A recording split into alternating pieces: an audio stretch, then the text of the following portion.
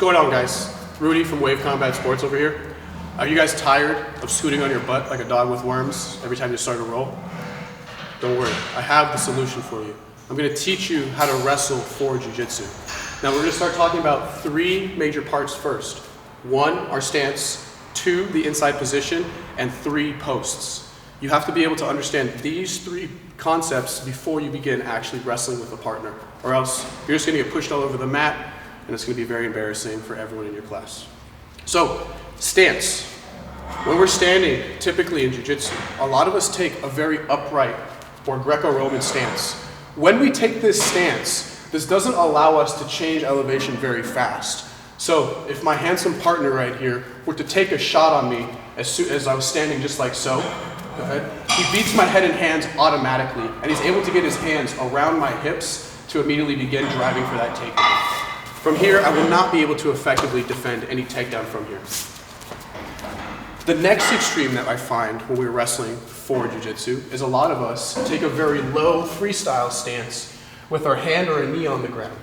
If you're not used to grappling or wrestling in this position, you might as well just not start, because it's going to take you about a decade of work to get used to wrestling this low in order to start shooting on your partner's leg. And especially if you're like me, a jiu-jitsu guy who's going to lead with your head from this position, there's going to be a lot of times when I start to shoot in and reach for my partner's legs where he's going to start to grab front headlocks and he's going to eventually guillotine me from this position. Now, we want to find a stance that's a happy medium between the two. Not too upright, not too low. We're going to take a happy medium stance. We're going to take our hands, we're going to place them onto our knees, and this allows us to have a straight back while we're standing in front of our partner. Now, we have 2 stances. We have the square stance, where our feet are lateral with each other, and then we have our staggered stance, where we're going to take our strong side leg, and we're going to have that leg stepping forward. This is now my shooting leg. This is the position that I want to be in order to actually begin attacking my partner. Now, inside position. Inside position, come on, face that camera.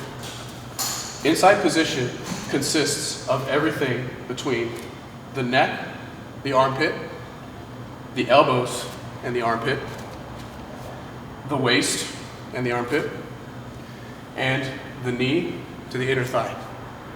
This is our inside position. These are positions that we're going to be looking to take on our partner in an offensive fashion so that we can continue to move our partner around. Our partner is going to use everything past those points. The elbow to the forearm, the knee down the shin as outside position so that they can fight against our inside position for takedowns. It's the person who contains the most inside position that will eventually dominate the stand-up exchange to get the fight to the ground. For example, posting on my partner's shoulder is inside position. If I was to graduate this to a collar tie, this is now inside position. If I was to take this to meat hooks, this is now inside position. And when I finally take my underhook, this is inside position. A way that we can explain having the most inside position in general is by having my thigh inside of Jamal's thigh. From here, I can use my head, let's move this way, please. From here, I can use my head and my feet to push Jamal away from me until he stops me by putting a brake on. When that weight is now coming back, I can adjust my body so that I can begin creating attachment points and start turning my partner to begin taking them down.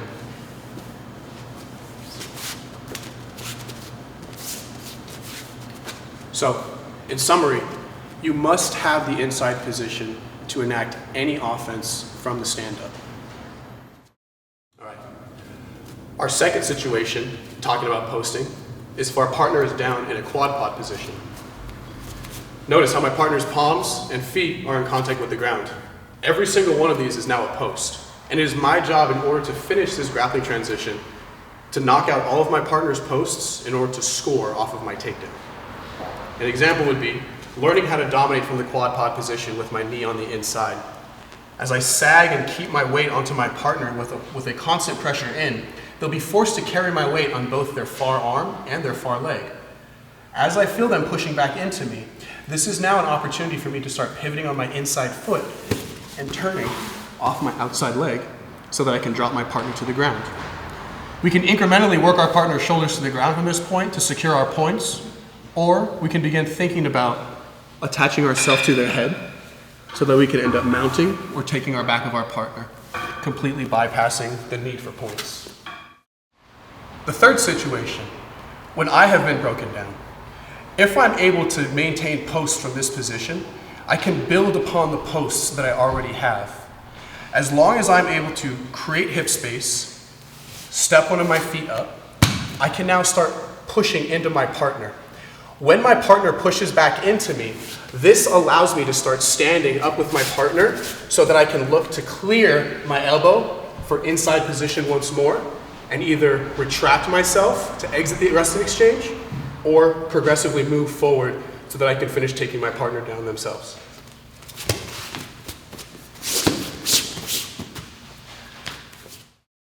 All right, guys, this is doubly important. We're going to revisit stance one more time. Now, typically, we've talked about it before. Grapplers in jiu-jitsu will either have a very upright stance to resemble something of a judo player or a Greco-Roman wrestler, or an incredibly low stance to mimic something of a freestyle wrestler. Unless you have some type of experience in either one of these disciplines, I would behoove you not to operate in those stances. Find the happy medium. In order to check your balance for a happy medium, hands go on your knees, eyes are in front of you, and your hands drift in front like you're palming a basketball. From this position, it's harder to knock me out of position than it would be if I was to be standing upright or if I was to be all the way down low. If I'm upright, it's very easy for my partner just to shove my shoulders to push me back, and this allows them to make my front leg light. If I was low in this stance and I had my head closer to the ground, if my partner had a good snap down from this position, they would pull my weight forward so that it would be nearly impossible for me to continue shooting from that position to continue my takedowns. When we're standing in front of our partner, hands on knees, hands in front, and the person who's ready to attack can begin taking their steps forward. Now, you'll notice that my head made contact before my hands did. This is an imperative part about making your partner respect your push. If you start to push your partner without contact with your head and your hands, your partner will be less likely to move as you're pushing into them. Once I enter my proper stance, I step forward to begin attacking my partner and my head makes contact. It's going to be much easier for me to fight for the inside position to dominate the push on my partner. Dominating the inside position and establishing inside control. Now, if our partner that we have is not a knowledgeable wrestler, then we'll see them take a normally upright posture when they begin their wrestling position. Now, this will be easy for us to push our partner's shoulders past their hips, effectively making their leg light. If at any time we see a partner or the exchange starts with our partner standing upright, let's move this way a little bit, we can take our stance and we'll now notice that our head is lower than our partner's. From here, we'll simply need to step forward, post on our partner's shoulder to begin pressing their shoulder past their hips. As this begins happening, their leg will become light, making it very easy for us to pick up.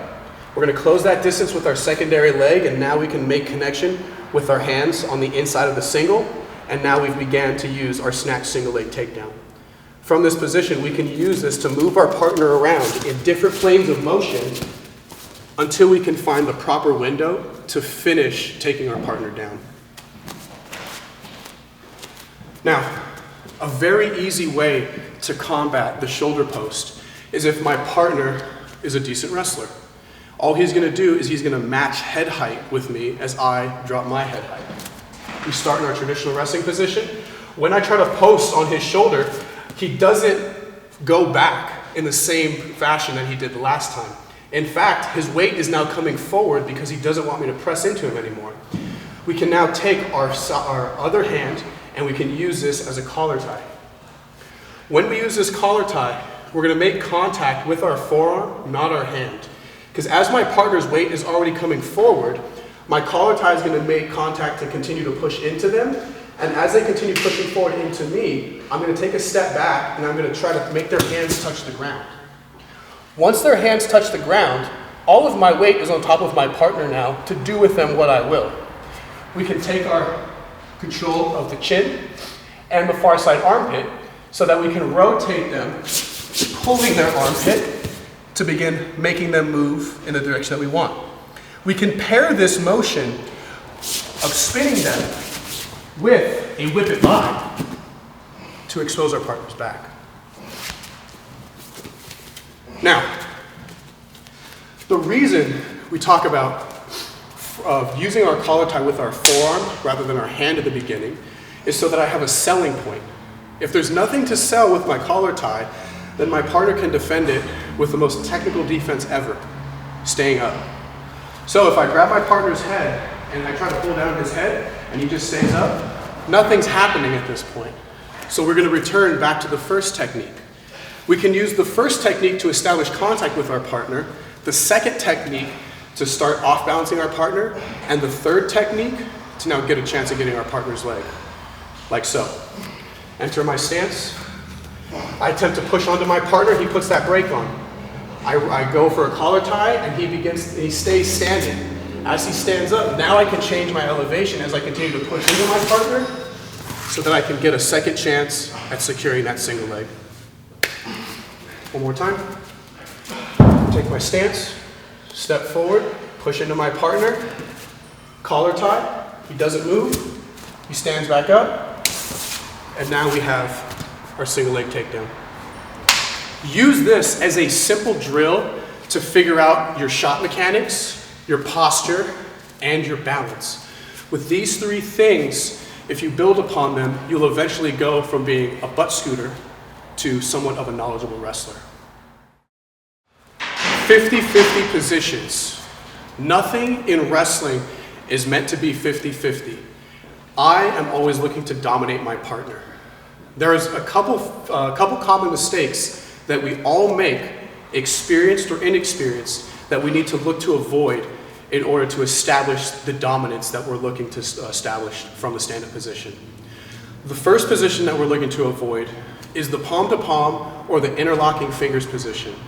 When we're palm-to-palm with our partner, everywhere that I move, he feels what I'm doing.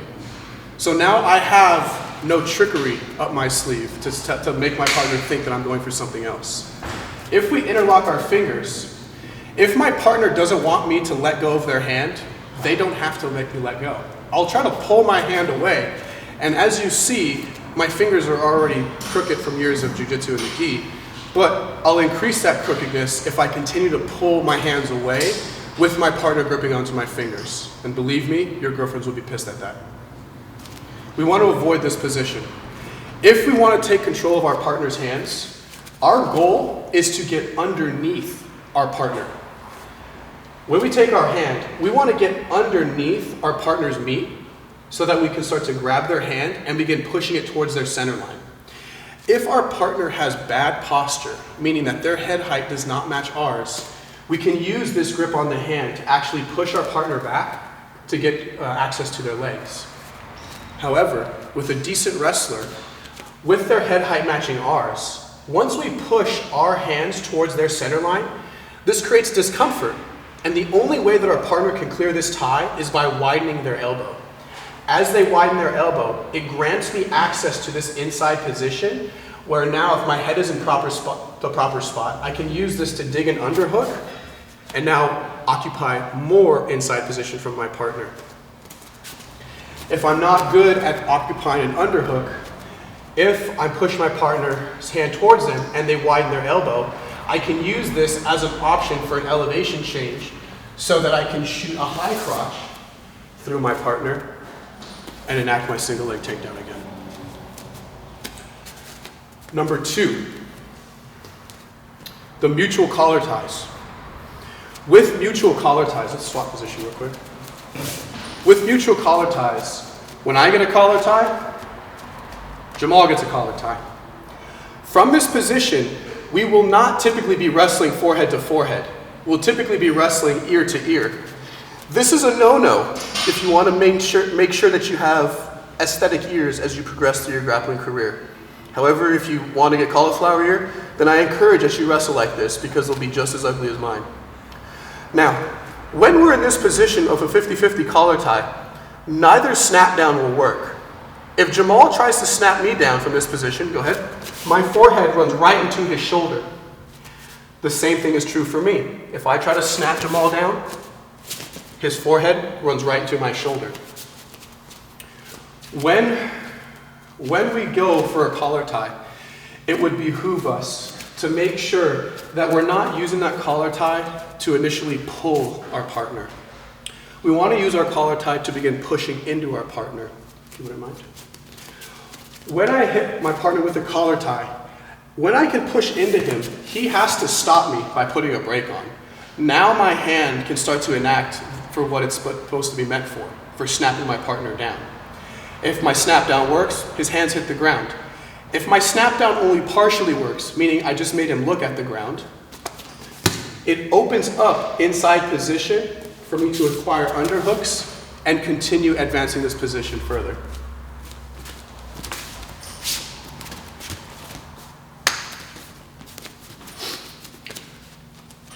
The third 50-50 position that we need to avoid is the over-under position, the chest-to-chest grappling.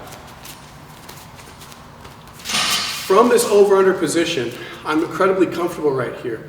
Typically, this is where Jamal and I talk about our days and how things were going for us as we came to jiu-jitsu class. Unfortunately, in order to get back at wrestling, we can't be talking about stuff like that. We need to be dominating our partner so that we can actually actively try to take them down from here. Now, from over-under position, we both have equal opportunity to attempt to throw each other. With my underhook on my head on the opposite side, if I'm able to pull my partner towards me, I can use this to step across, to sink my hip through, to begin lifting my partner for my throw. However, Jamal can do the same exact thing. If he pulls me, he steps his hip through, and he lifts, I'm going over.